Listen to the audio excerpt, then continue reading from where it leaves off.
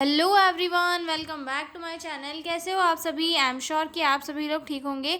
तो चलिए हम लोग आज का वीडियो स्टार्ट करते हैं। इस वीडियो में हम लोग जो है causes and laboratory findings seen in a jaundice patient वाला जो क्वेश्चन है उसे डिस्कस करने वाले हैं। ये 6 नंबर का क्वेश्चन है और काफ़ी इंपॉर्टेंट है और प्रीवियस ईयर के क्वेश्चन पेपर में पूछा भी गया था। तो मैं आपको इसे बहुत ही सिंपल और इजी लैंग्वेज में समझाऊंगी। तो चलिए वीडियो को स्टार्ट करते हैं, ठीक है। और हाँ, अगर आपको पीडीएफ नोट्स चाहिए तो डिस्क्रिप्शन में मेरा मेल दिया हुआ है, आप उस पर कांटेक्ट करके पीडीएफ नोट्स ले सकते हो, ठीक है।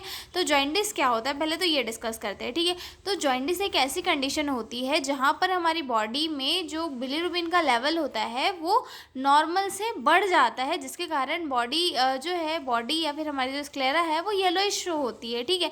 हमारी टंग बॉडी जो है येलो शो होती है, ठीक है। अभी बिलिरुबिन क्या है? बिलिरुबिन जो है एक येलो पिगमेंट होता है जो आरबीसी की लाइफ साइकिल कंप्लीट होने के बाद में जब आरबीसी टूटती है तो उससे बनता है, ठीक है।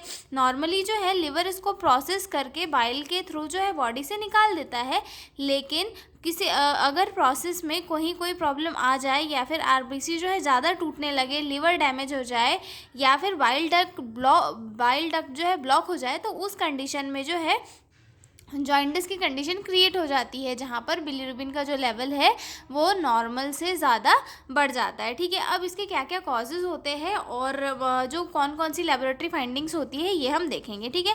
Jaundice is classified into 3 main types: pre hepatic, haemolytic, hepatic, hepatocellular and post hepatic obstructive. Each type has different causes and laboratory finding, ठीक है। जॉइंटिस कितने टाइप का होता है? 3 टाइप का होता है और तीनों टाइप के कॉजेज एंड लेबोरेटरी फाइंडिंग्स अलग अलग होती है। तो हम तीनों को अलग अलग इसमें डिस्कस करेंगे, ठीक है। तो सबसे फर्स्ट आता है हमारा प्री हेपेटिक जॉइंटिस, ठीक है। प्री हेपेटिक जॉइंटिस इस टाइप में क्या होता है? आरबीसी बहुत ज़्यादा टूटने लगती है, ठीक है, जिसमें हीमोलाइसिस हम बोल सकते हैं, ठीक है। और लिवर में और यहाँ पर क्या होता है, जो लिवर होता है वो नॉर्मल रहता है, और लेकिन जो है बिलिरुबिन इतना ज़्यादा बन जाता है कि उसको जो है लिवर उसको हैंडल नहीं कर पाता। मतलब लिवर की जो फंक्शनिंग है वो नॉर्मल रहती है, वो एक नॉर्मल लेवल तक के जो बिलिरुबिन या फिर जो आरबीसी का टूटना होता है उसे हैंडल कर लेता है और उसे बॉडी से एक्सक्रीट आउट करने में ये हेल्प कर देता है, ठीक है। लेकिन अगर ज़रूरत से ज़्यादा हीमोलाइसिस हो रहा है, आरबीसी टूट रही है, तो वहाँ पर क्या कर पाता है लिवर? इतने सारे जो आरबीसी का टूटना है उसे हैंडल नहीं कर पाता है और बिलिरुबिन का जो लेवल है वो बढ़ जाता है, ठीक है। अब इसके कॉजेज़ क्या क्या क्या है? This occurs due to excessive destruction of red blood cells haemolysis, जिसमें सबसे फर्स्ट आता है हीमोलाइटिक एनीमिया की कंडीशन में हो जाता है, ठीक है। मलेरिया हो रहा है तब वहाँ पर हो जाता है, सिकल सेल एनीमिया की कंडीशन में भी हो जाता है, या फिर मिसमैच्ड ब्लड ट्रांसफ्यूजन अगर हुआ है तो उस कंडीशन में भी जो है प्री हेपेटिक या फिर प्री हेपेटिक जॉइंटिस हो सकता है, क्योंकि यहाँ पर क्या हो रहा है, हीमोलाइसिस बहुत ज़्यादा हो रहा है, आरबीसीज जो है बहुत ज़्यादा टूट रही है, ठीक है। In this condition the liver is normal but too much bilirubin is produced. और यहाँ पर क्या होता है, लिवर तो अपना फंक्शनिंग प्रॉपर कर रहा होता है, लेकिन जो आरबीसीज का जो टूटने की रेट होती है या फिर जो आरबीसीज टूटती है वो बहुत ज़्यादा टूटती है, जिसके कारण क्या होता है, बिलिरुबिन ओवर प्रोड्यूस्ड हो जाता है, ठीक है। समझ में आ गया? अब इसमें जो प्री हेपेटिक जॉइंटिस होता है इसमें क्या क्या लेबोरेटरी फाइंडिंग्स हमें देखने के लिए मिलेगी, ठीक है। तो इसमें सबसे फर्स्ट आता है इंक्रीज अनकॉन्जुगेटेड या फिर इनडायरेक्ट बिलिरुबिन, ठीक है।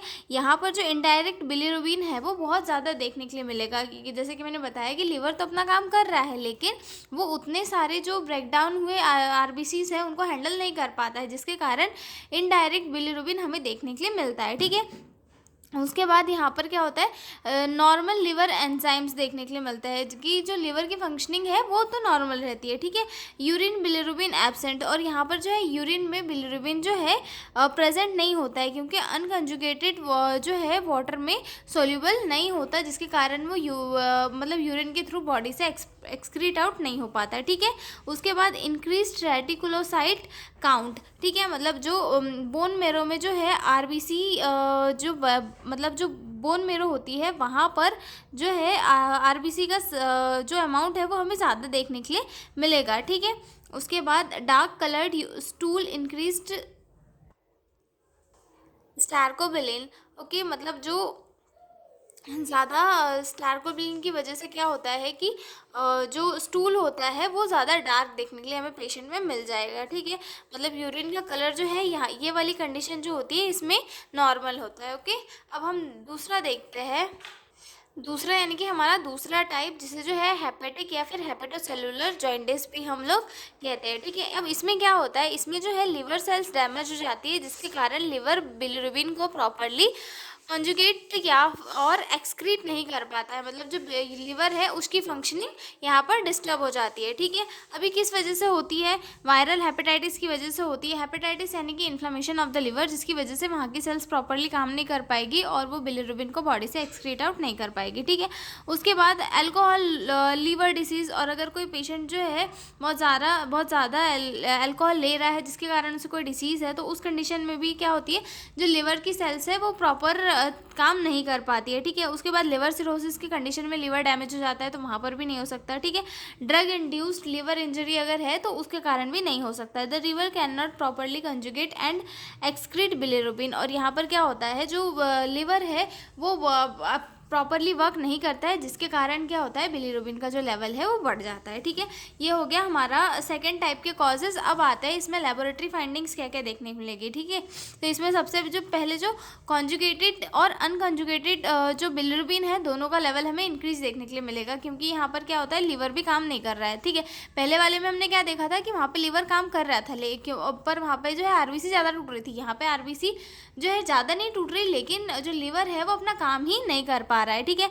इंक्रीज्ड AST, जिसे जो है, हाँ, AST यानी कि एस्पिरेट अमीनो ट्रांसफरेज, एक ये क्या होता है, एक टाइप का एंजाइम होता है जो कि हमारी बॉडी में केमिकल रिएक्शन को कंट्रोल करने का काम करता है, और ALT भी। तो इनका जो अमाउंट है वो हमें इंक्रीज देखने के लिए मिलेगा, जैसे SGOT और SGPT टेस्ट होता है ना, तो वो यहाँ पर किया जाता है, ठीक है। उसके बाद जो है बिलिरुबिन प्रेजेंट इन यूरिन, और जो है बिलिरुबिन जो है यूरिन में हमें देखने के लिए मिलेगा, ठीक है। प्रोलॉन्ग्ड प्रोथ्रोम्बिन टाइम, ठीक है। यहाँ पर क्या होता है, जो लिवर होता है वो क्लॉटिंग फैक्टर्स नहीं बना पाता, जिसके कारण जो है ब्लड क्लॉटिंग में भी जो है हमें मतलब काफ़ी ये दिक्कतें देखने के लिए मिल सकती है, ठीक है।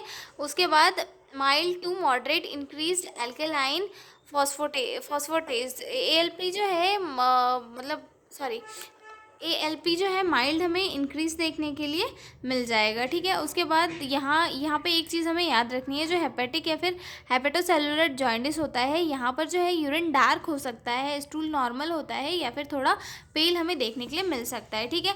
अब हम आते हैं हमारे थर्ड टाइप पे। थर्ड टाइप यानी कि पोस्ट हेपेटिक या फिर ऑब्स्ट्रक्टिव जॉइंटिस, ठीक है। अब ये किस रीज़न की वजह से हो रहा है, यहाँ पर जो है बाइल का फ्लो जो होता है उसमें कोई डिस्टर्बेंस आ जाता है या फिर कोई ब्लॉकेज आ जाता है, उसकी वजह से हमें पोस्ट हेपेटिक या फिर ऑब्स्ट्रक्टिव जॉइंटिस देखने के लिए मिलता है, ठीक है। इस मतलब किसी भी कंडीशन में मतलब ये चीज़ें जो है क्रिएट हो सकती है, जैसे कि वहाँ पे कोई ब्लॉकेज आ गया है, या फिर जो है वहाँ पर किसी भी कारण से जो वो बाइल डक्ट है वो ब्लॉक हो गया है, उसकी वजह से जो है बाइल इंटेस्टाइन तक नहीं पहुँच पाता है, ठीक है। अब इसमें कॉजेज़ क्या क्या है, due to obstruction of bile flow, इसमें सबसे पहले आ जाता है गॉल स्टोन्स हमें देखने के लिए मिल सकता है, ट्यूमर के कारण हो सकता है, कार्सिनोमा ऑफ पैनक्रियास देखने के लिए मिल सकता है, बाइल डक्ट ऑब्स्ट्रक्शन देखने के लिए मिल सकता है, ओके। तो इन सारी चीज़ों के कंडीशन इन सारी चीज़ों के कारण जो है हमें जो बाइल डक्ट है वहाँ पर ब्लॉकेज देखने के लिए मिल सकती है, ठीक है। Bile can not reach the intestine, और ये इसमें जो है जो है बाइल डक्ट जो है या फिर जो बाइल है वो हमारी इंटेस्टाइन तक नहीं पहुँच पाता है, ठीक है। अब इसमें लेबोरेटरी फाइंडिंग्स क्या क्या देखने के लिए मिलेगी, तो इसमें सबसे फर्स्ट आता है इंक्रीज कॉन्जुगेटेड डायरेक्ट बिलिरुबिन।